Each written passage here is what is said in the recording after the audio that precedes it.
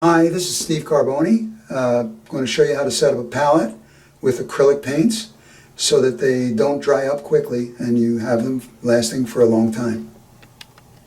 First of all, I cover my palette with a piece of butcher paper that I put the shiny side up. I'll put down my paints first. Just to make sure I'm not losing any value here, I'm going to just hit each one with a little bit of spray. Okay, make sure they're good and wet. Now I'm going to take matte gel, and I prefer matte rather than a glossy or anything like that because I don't want my paints to come out glossy. I can always put gloss or semi-gloss or satin on it later to give the appearance that I want.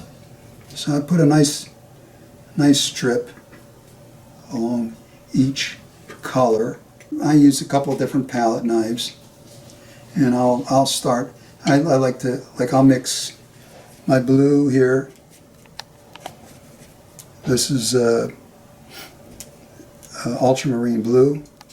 I'll scrape it off and get it pretty much off of my palette. But I'm not too worried. If I have a little bit of ultramarine blue mixed in with my phthalo blue, it's not a big deal to me. I've never found it to be a problem. I can still get the colors that I want when I'm painting. And I scrape that off. Now when I go to another color, say yellow or something like that, it would be a problem to get some blue in it. So I want to wipe that off and use old socks, washed first, but old socks. And then I go to something like my yellow here,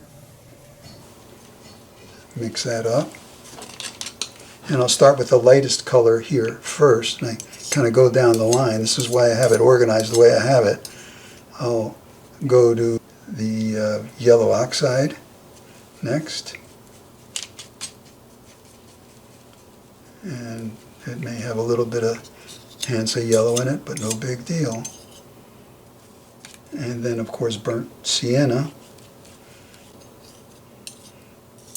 So I've got that pretty well cleaned up. I'll wipe these off again because I'm going to do the reds. And I don't start necessarily out this way. Sometimes I put down the gel first, but here I'm going to start with the darkest of the two reddish colors, the magenta or alizarin crimson, as I like to think of it. This is a very nice color because it's an acrylic, but at the same time it has a transparent quality to it. Same thing with the ultramarine blue. And then I'll go to the pyrrole red, nice rich red. Now I'm going to do the white. Okay, so I didn't want to contaminate it with any other color. And I get that nice and cleaned up, mixed up rather. Whoops. And I'll hit it with another spray.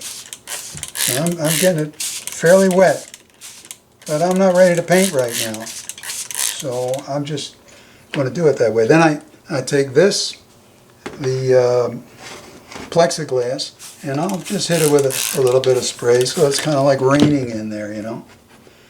Press it down like that, put it down. And what I do is I just get some heavy objects. I'll take, I have a couple jugs of water I'll put on it. Plus I'll have my box of brushes and pencils and whatnot, and another jug here. And it'll make a good seal around the edge of it so that it stays free from evaporating. Have a great time painting. Thank you for watching. Please like and subscribe. Bye.